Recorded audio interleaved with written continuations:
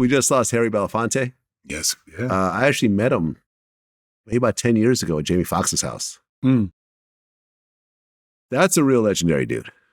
Yeah. I mean, I was in contact with him when I used to do a lot of things with Jim Brown. I did they were kind of the same crew together. Yeah, the Mayor I Can Foundation. And I mean, it was great learning stuff from Harry. And Harry was no joke, man. And I was like, we talked, we would do these things together. And the next thing I know, he invited me to come to something that he was having, but I was like, it was in South Africa. I was like, what? It was like in the middle. I didn't have that kind of time, but it was like, that dude was like a real life, like global superhero. The things he was just doing on a regular basis was incredible. Yeah. And, he inspired my movie that I directed and wrote. Which one? Outlaw Johnny Black. Oh, he inspired Outlaw Johnny Black? Yeah. Did he ever play any cowboy characters? Yes, absolutely. Okay. He's before my time. I mean, this man's like... Well, you act like I'm so damn old. Well, like no, he's not before. But I think you just study Hollywood more than I do. Yeah, but like we're similar ages. Yeah. So I mean, you're actually an actor. I can tell you more about hip hop than you probably know. Yeah, absolutely. So that's all I'm saying. I'm not trying to. Yeah, but there's actually shame you or anything else like that. With Outlaw Johnny Black, that's kind of a homage to Buck and the Preacher.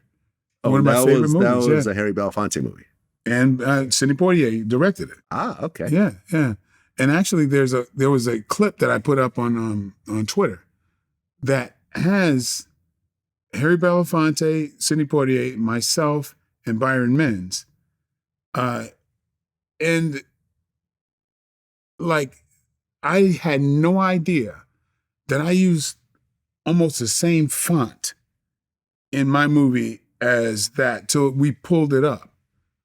But yeah, it's like psychologically, that movie meant so much that it's almost like I memorized things.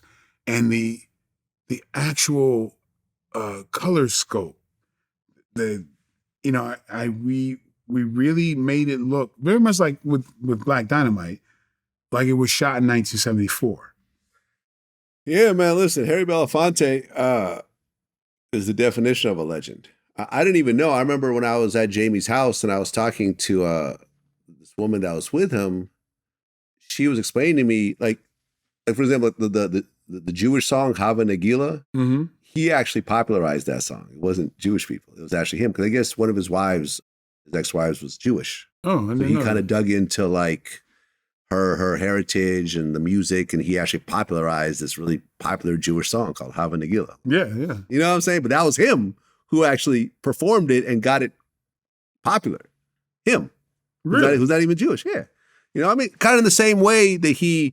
daylight come and me wanna go home. Like that's an old song. Oh yeah. It's like him digging into like Caribbean culture and finding this old music and then suddenly putting it on TV and everyone's like, oh, this is incredible. Like, what is this? Thinking that it was an original composition, but no, it was like him actually digging up this really legendary, timeless music and putting it in front of a TV audience during that time. And I remember even Jamie Foxx was saying how like, because he was basically, it was like a little fundraiser for Harry Belafonte at Jamie's house. And he was saying how Harry had the chance to really ascend in Hollywood, but he cared so much about Black people that he wouldn't take certain roles. And he was doing a lot of things that was offered roles that Sidney Poitier ended up taking. Yeah. Like even Lilies of the Field. Lilies of the Field. Or the one that Sidney Poitier got the Academy Award for. Harry was very... Lilies of the Field, yeah. Yeah, very deeply political at that time. And somebody who I really admire and look up to. And I have, in the past, I had a lot of occasions where I've done... projects and outreach type things with him. Yeah. And I guess Outlaw Johnny Black is going to have a theatrical release. Absolutely. Is there a date?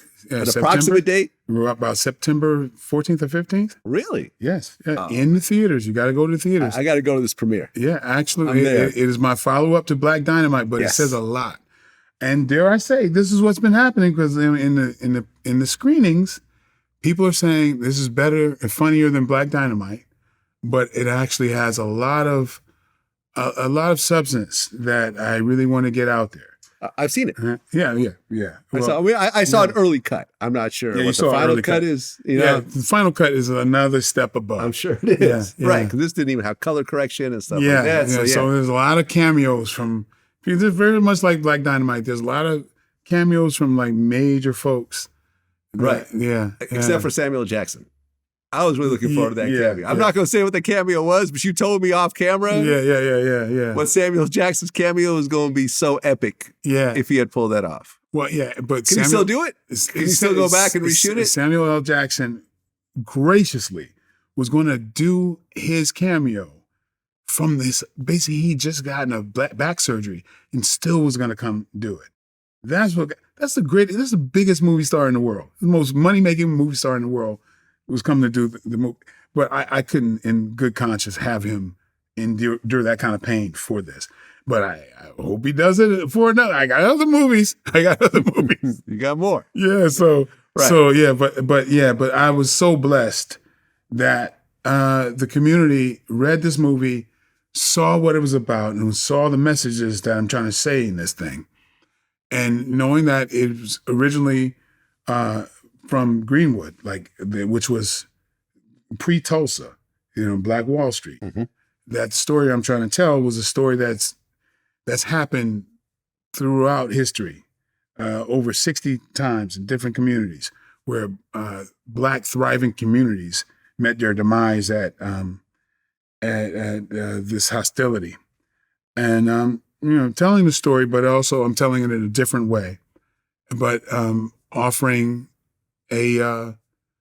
some solutions and offering kind of a story that I think can uplift people. And I really wanted to do a movie that we evoke the feelings that I had when I was young. And I watched these Sidney Poitier and Harry Belafonte movies, and I could watch them with my whole family, and watch them over and over and get something out of it. Yeah. So that was my goal. And Great film. I think I got it. Great film. I watched it. I loved it.